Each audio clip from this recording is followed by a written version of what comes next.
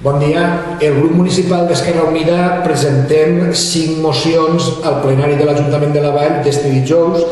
5 mocions en les que fem propostes per a respondre a necessitats concretes del poble de la Vall.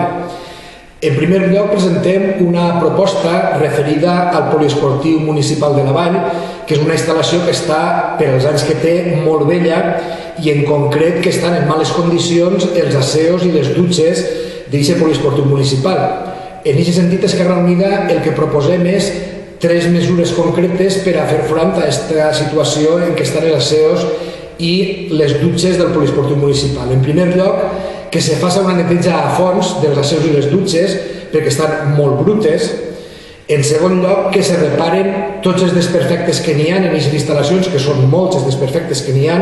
i se faci un manteniment a partir d'ara més correcte d'aquestes instal·lacions. I en tercer lloc, que s'elabori un projecte per a renovar quan abans els asseus i les dutxes del poliesportiu perquè estan molt velles i fa falta renovar-les completament. En segon lloc, Esquerra Unida presentem una proposta referida a la residència de majors de la llar Sagrada Família. En concret, el que plantegem és que el Partit Popular rectifique la decisió que ha pres de passar de 64 a 63 residents, és a dir, reduir el número de residents, i això ho han fet per a reduir el número de personal, per a passar a 17 auxiliars d'infermeria en el servei de la llar Sagrada Família. Nosaltres considerem que n'hi ha que revertir aquesta decisió, n'hi ha que tornar a 64 places de residents i, per tant, tornar a tindre 18 auxiliars d'infermeria, que són els que fan falta per atendre en les degudes condicions als 64 residents. Ens pareix que això fa falta portar-ho a la pràctica perquè els vells que estan a la residència necessiten una atenció en condicions i els treballadors necessiten poder fer la seva llavor en unes bones condicions i sense una sobrecàrrega de treball com estan patint des de fa molt de temps. Per una altra part, Esquerra Unida presentem una altra proposta en motiu del dia 8 de març, del Dia de la Dona, i proposem mesures que ja han plantejat en altres ocasions i a les que el Partit Popular ha dit que no. Esquerra Unida considerem que el dia 8 de març té que ser el motiu de que revisem el que estem fent des de l'Ajuntament en política d'igualtat i en política de dona i peguem passos concrets, més enllà de declaracions de principis, per avançar en fer polítiques més concretes de promoció de la igualtat i de promoció dels drets de la dona. En aquest sentit, el que proposem en concret són 3 coses. En primer lloc, que s'elabore un pla municipal d'igualtat i de promoció de la dona. En segon lloc, que se posi en marxa el Consell Municipal de la Dona amb participació de tots els grups municipals i de tots els sectors de la societat ballera que vulguin participar en aquest Consell, un Consell per a elaborar aquest pla municipal d'igualtat, per a seguir el seu desenvolupament i per a impulsar un pla anual d'activitats que al llarg de tot l'any vagi treballant en tot el que signifiquen les polítiques d'igualtat i de promoció dels drets de les dones.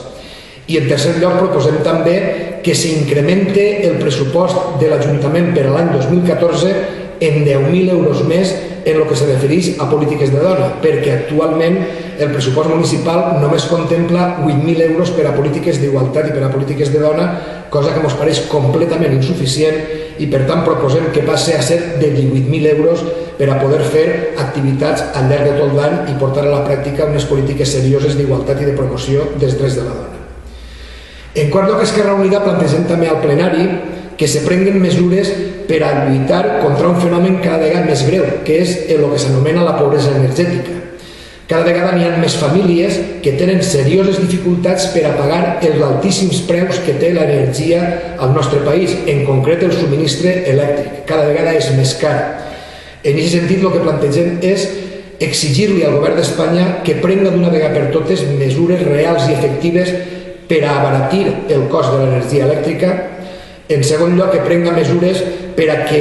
totes les famílies tinguin garantit els mínims de subministre energètic que necessiten per a viure en dignitat. I en tercer lloc, que també se prenguen mesures per a que a ninguna família, per situació de necessitat, per no poder pagar el cost de l'electricitat, se li talli el subministre. I en aquest mateix sentit també plantegem, junt a aquestes exigències al govern d'Espanya, que s'elabori un pla municipal per a protegir i garantir l'accés a l'energia per part de les famílies del nostre poble que estan en pitjor situació econòmica. I per últim, Esquerra Unida plantegem una quinta proposta en la que demanem que el plenari de l'Ajuntament recolze públicament les marxes per la dignitat que s'han convocat per part de sindicats, organitzacions socials i organitzacions cíviques que partiran de distints llocs d'Espanya i arribaran fins a Madrid el proper 22 de març. El que demanem és que l'Ajuntament recolzi aquestes mobilitzacions perquè són mobilitzacions reclamant coses bàsiques i drets fonamentals de les persones. El dret a tindre un treball digne per a tots, el dret a tindre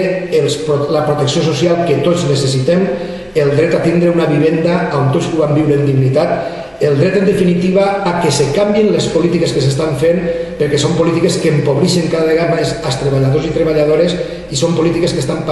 provocant molt de patiment. Les marxes pretenen això, un canvi en les polítiques que s'estan fent i pensem que des de l'Ajuntament tenim que recolzar aquestes marxes per la dignitat.